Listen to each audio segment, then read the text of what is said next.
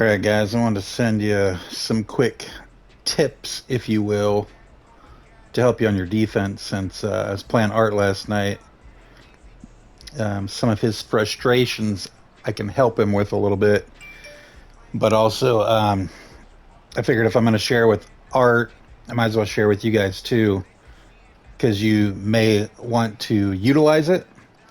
You may not. It's like everything kind of in the game, there's pros and cons. So if you choose to go this route, it's completely up to you, but understand it can be exploited either way. There's a double-edged sword to it, so to speak. So first off, let me just pick an offensive play I'm going to run, um, just to kind of put something out here.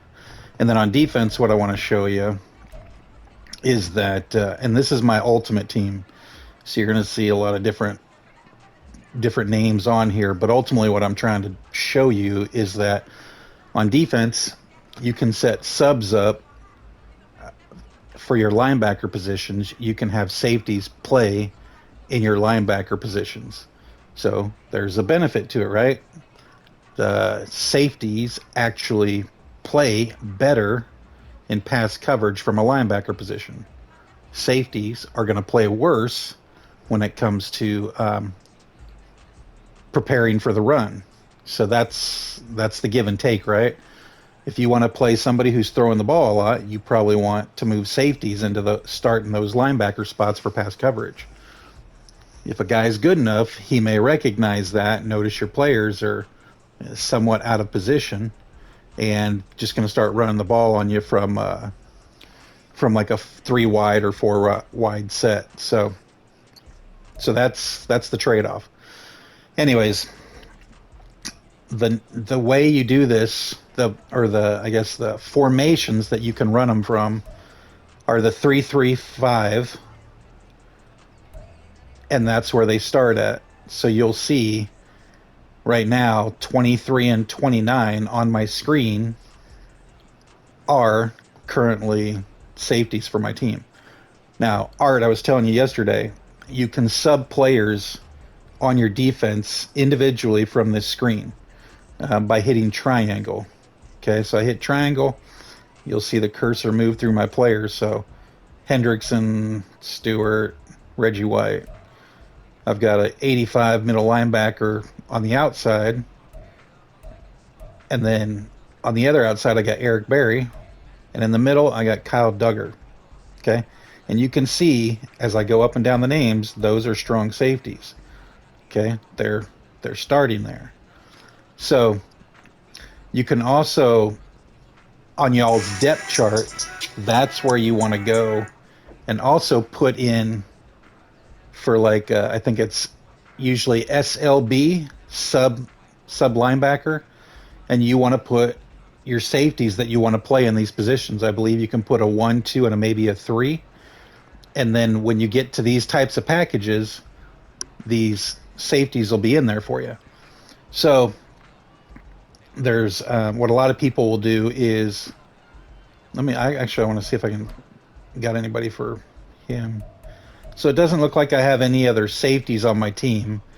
I could add more strong safeties to my lineup, and then I could have 3 strong safeties out there. But because I don't have it, I'm just going to put Nick Bolton out there because he's the faster linebacker that I have. And then you can see I've got 2 strong safeties and a linebacker in there. So, all right, so I did my substitution. Art, the other thing, besides individually substituting, you can hit on the right stick as it shows below, and you can change packages. So you can put in a 4th cornerback. So where's my 4th cornerback? My 4th cornerback is coming in at the strong safety position. So, if you got 4 better cornerbacks than you do safeties, you could put a 4th cornerback deep in coverage. You can flip your linebackers. You can do safety. I think that's the inside. Yeah, it's the inside DB there. Safety flips, DN flips, cornerback flips, all that stuff. So if you want to do more of a package substitution, you can do that instead of doing it individually. So I'm going to pick a play, and we'll see how the computer does here. Actually, I think I'm on offense. So you see my safeties are out there in coverage. I'm going to go for here. Okay, now this is a great example. You saw Eric Berry jump up for that ball. Okay, we got replay. Here we go. Let's watch this.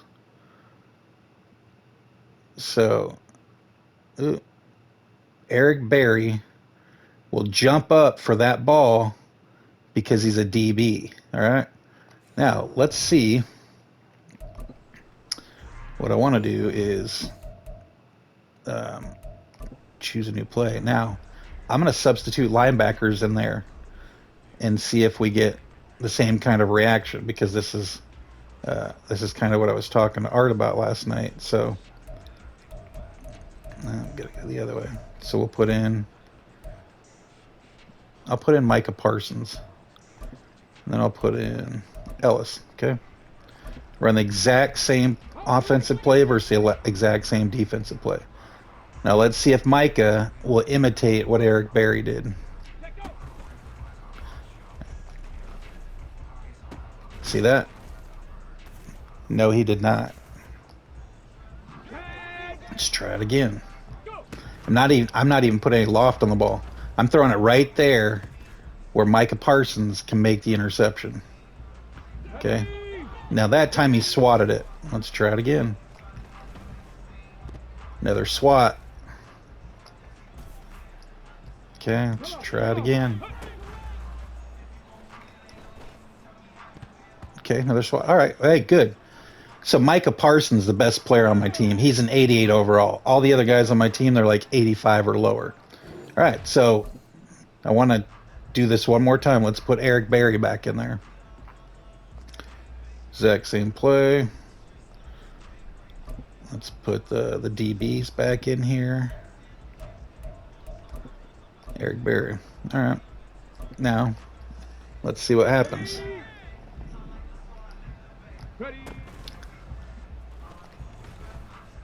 Oh, that's a bad throw. Robert Griffin with a bullshit throw. All right, try it again. Little loft.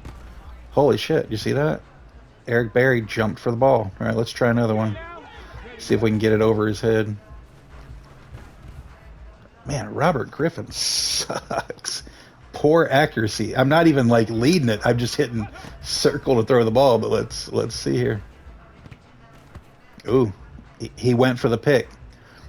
Okay, so my point is, and this is a big reason why you want to sub linebackers in there, is that Eric Berry is going for the interception. Your safeties will go for interceptions.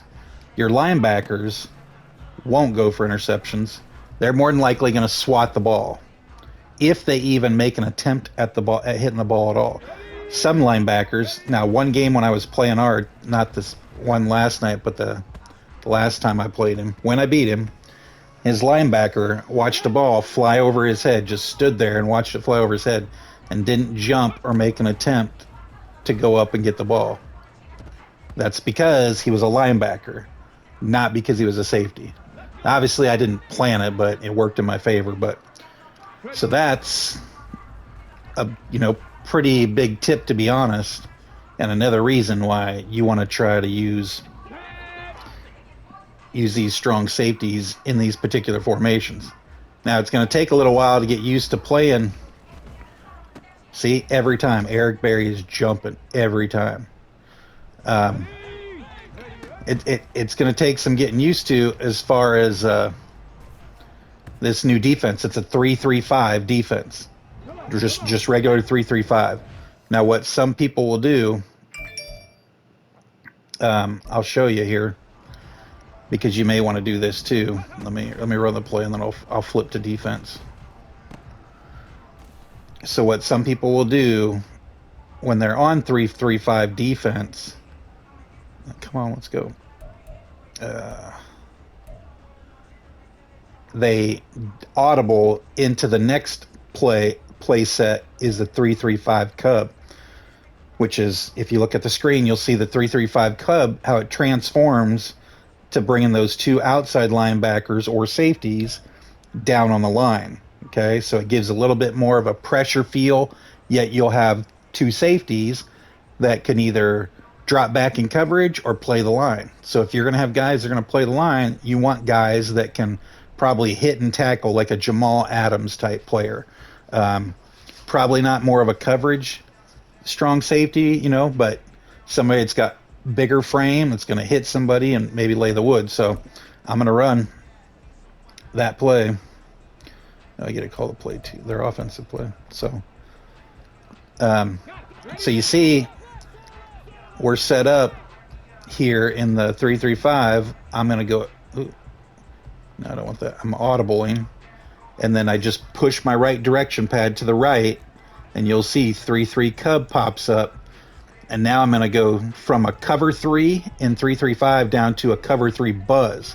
And you should see my linebackers, or my strong safeties, they walked up to the line. So now I got Eric Berry and this middle linebacker, Ellis, over here.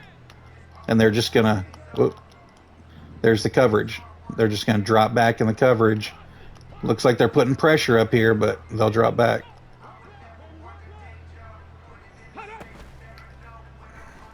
I know what the play is, so I don't want to cheat it, but anyways, that's a tip for you.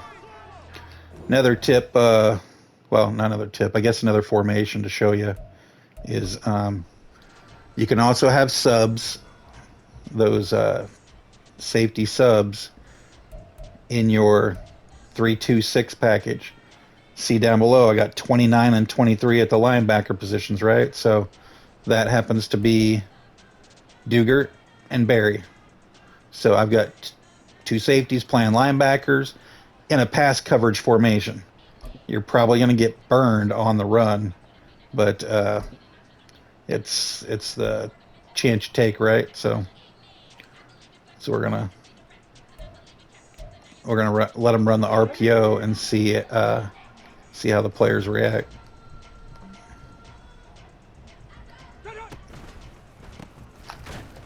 Nice coverage. Here we go.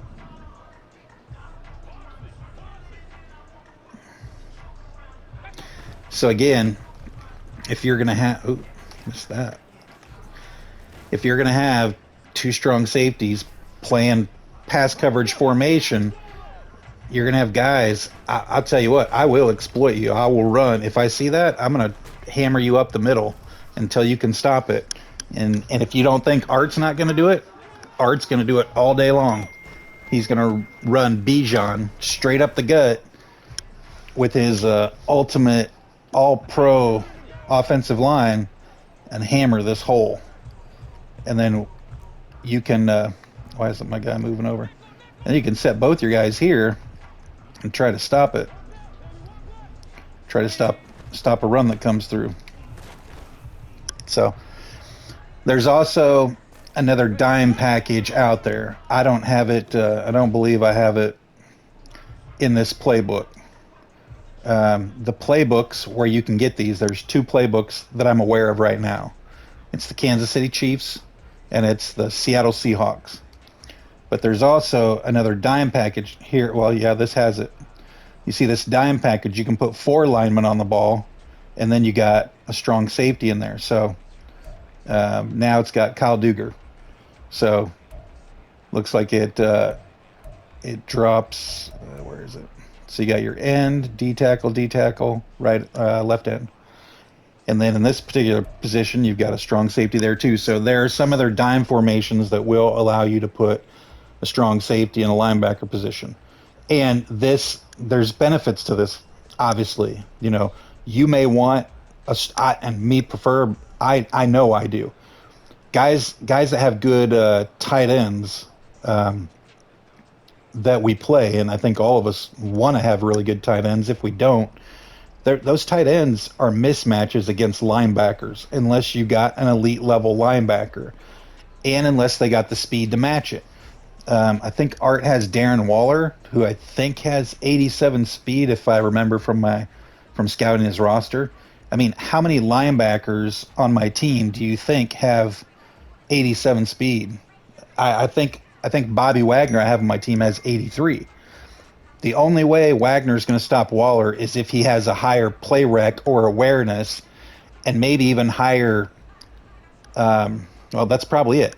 His man coverage is poor, his zone coverage is poor, and Waller's catching ability and route running, coupled with his speed, is way better. So if Art wanted to exploit me last night, he would have went to Waller all day long, every day, all day. So it's just pay a little bit closer attention to your mismatches and whatnot. And then the one last play I wanted to show you, because Art asked about this during the game last night. Let me see if I got one in here. I don't. So I'm going to come out in this formation, this linebacker blitz. And when I come out, I'm going to change that linebacker to a spy. Well, the strong safety. I'm going to change him to a spy. And let me see what play I can have him run, or maybe it'll take him a while to throw it. Well, we'll do this. No, hold on. We can do a Hail Mary. Do this.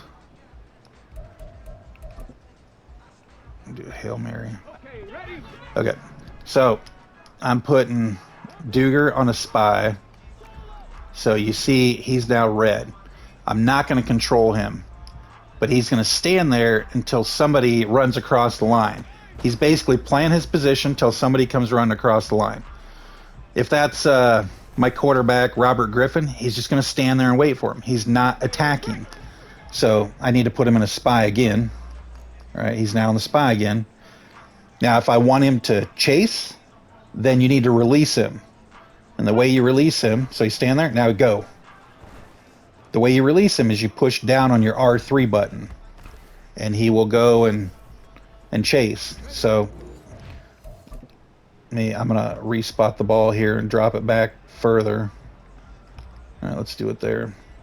And you might be able to see a little bit more action from Duger. Let's see if he gets in there. All right, go. Nope, blocked. But because he ran in there, it might have helped free up that other line defensive tackle of mine. So I'm going to shift the way my line attacks. Wait, did I get him on a spy? And then D tackles, I want to attack right. Okay. All right, now go. See how he went outside there? Put more pressure on him. So if you're running spy on your defense for a guy who's running their quarterback a lot, and you're getting tired of waiting for the guy to come across the line, well, this is how you go attack him. Sometimes you want to wait a little bit, otherwise he gets picked up, by the line, and then he's, kind of wasted effort or whatever. Why isn't the spy? Okay, now he's spying. And you can even do it on like draw plays or run plays. You can send him right away to get a little bit more pressure on there. Now see, I set my spy too early because I was goofing around, but anyways, it doesn't have to be a spy either. So it can be, let me go in pass coverage here. I'm going to audible to a cover 3. I'm going to send Duger way back. Okay, and so it's going to be a guy in my... Actually, let me do this. I'm audibling. Individual audible for... let's do X. So Ramsey's going to be up close. Baker's going to be up close, and then this Revis over here. One of those guys, whoever's the closest one, when I push R3, they're going to bolt for the line. So instead of dropping back in coverage, one of them should... So here, see Ramsey came up?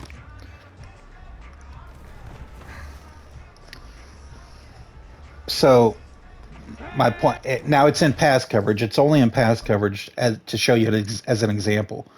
But if you watch over here... He drops back in coverage, and then I send Ramsey. A little delayed, but I send Ramsey up there. So you can do that for run plays too. When you push R3, it triggers the closest guy to the line to come to the ball. So if somebody starts, drifting out, booting out to the right, and you're running zone coverage, you probably got a guy covering that flat zone somewhere out there, and he's going to be the guy to come in if you push it. More than likely, it could be a linebacker if you're spying him. It really just kind of depends what you're running at that time. If you abuse it too much, though, you could possibly see the wrong guy come in, and you'll have like a tight end running a slant and a quarterback booting out. And if you push that button to allow your guy playing that zone coverage, the shallow flat over there, well, that tight end's probably gonna, or the quarterback's probably gonna dump it over your head and complete a long pass because you just pulled your guy out of coverage to chase the quarterback. So, anyways, that's I just want to give you those little tips so you guys are kind of aware. I figured might as well have everybody on an even playing field instead of just a few of us maybe seeing some of the little other tricks you can do. So, and if you guys got any questions, hit me up. I can send you more little helpful videos if you think there's a benefit to it. So, see if we can get a pick. Whew. Nope. All right, that's it. See ya.